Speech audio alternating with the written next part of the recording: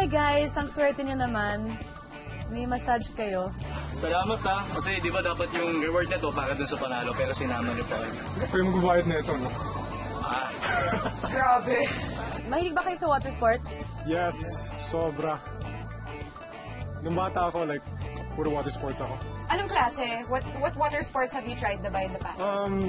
Well, yung cousins ko, like, more adventurous. Pero for me, most... Ikaw, hindi yung mga cousins mo. No, for me! No! Grabe.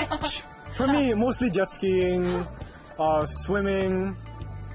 Like, parang when I was 8 kasi parang yung dad ko laging pumupunta sa beach, Subic. Nasa water Yun. baby ka. Yeah, sort Ikaw of. naman, Kenneth. Ako nung high school ako kasi sa PE namin nung sa school may water polo, swimming. Wow, may water polo. Yeah. Sobrang fun nun. Anong school yan? Bakit may ganun And kayo then, sa all boys PE? kasi kami. So, Okay. may ganung sports sa school namin. So ano yung pinaka-intense na water sport na ginawa niyo? Yung buwis buhay water sports. Nothing really. Like ano yung Ironman dun sa Subic, yung parang lumilipad ka. Oo, yung parang may jet. Oo, yun yan. Ginawa niyo yan? Oh no. Jet skiing, I Jet guess. skiing is pretty, that's the fastest sport. Yeah. Intense. Oo, medyo intense yan. Yeah, for a kid. Pagdating naman sa mga jowa, paano Oh, kayo no. Ano yung pinaka... intense nyo? Nagbago agad, oh. Di ba taste buddies to? Oh, we just wanna know kung ano yung pinaka-buwis puso yung ginawa. Oo. Para sa isang babae. Yes. What? Ate, pa-harder pa nga dyan. Come on, guys. Go. Oh, I don't know, I'm still young. O pinaka-romantic Too na young to ginawa niyo? answer. Okay, romantic na na. Romantic. Romantic? Sobrang na-intriga ako dun sa sagot ni Kenneth. Come on. Wala pa. Ano ba meron sa'yo? Ano ba meron sa'yo, Kenneth? Ba't parang mas... Nag-surprise ako ng birthday. Parang sa hotel, nag-rent ako ng room. And then... Anong ginawa mo sa room? Hindi, wait lang. Di ba kasi Our room tapos? run.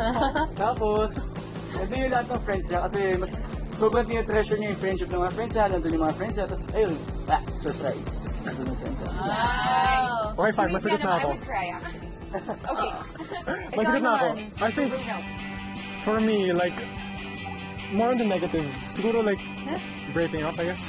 Yun yung buwis puso, you mean. Paano I mo guess- nag-break up? No, I mean, like, kasi parang pag ikaw nag-break up, parang alam mong, parang ikaw nag-initiate eh. So, parang ikaw yung, kahit you want it back, parang yung, Ate, may tissue ka dyan. I just wanna ask, ano yung favorite body of water niyo? Of water! right. yung tingin niya The sa akin. beach, definitely the beach. Body part. Everything can happen in the beach. Yung may sand, pwede ka pati naman sa river, pero like mostly like beach. Oh, Usually, feeling ko mag sa falls. So, Wow, okay din. Gusto ko yung Romantic ka talaga, no? wow. Siya, di ko alam. yung mga girls dito, Okay, ano ba yung favorite body part ng isang babae ang gusto mo nyo? The booty, of course. Booty? Yes. Ikaw naman, huwag kang mahiya. Guys, does not Hindi show pwede this. smile. Ay, you're so romantic talaga, no? Wow. Kasi everything na parang napapatawa ko, di ba? Napakasama ko pala pag relationships. Kayo, anong Lalabas gusto na yung nyo? mga violins. Kayo ba? Ano ba? Ano ba Kayo sa ba? inyo? Kayo? Ako yung masasabi kong favorite body part ko sa lalaki yung paa. Guys, yung ruler. Hindi, joke lang. So, ito yung question para sa ating lahat. Ano yung pinaka nagustuhan nyo sa ginawa natin today? Ooh, yung race. Yeah, actually, race. Yung race, you had fun? Before coming here, iniisip ko yung favorite part ko yung pag-taste, pero race eh.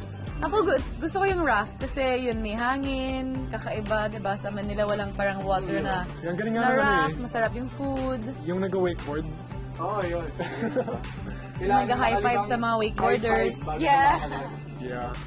That was fun. I've Tsaka never we got to know high-fived each a other there, Ay, wakeboarder. 'di ba? Five talaga, yung high five. 1, 2, Yeah, 3, tsaka 4, funny pa, 5. binilang pa niya eh. 1, 2, 3, Oo, ayaw niya tumalon kung hindi 5, no? Siyempre bonding, of course, no?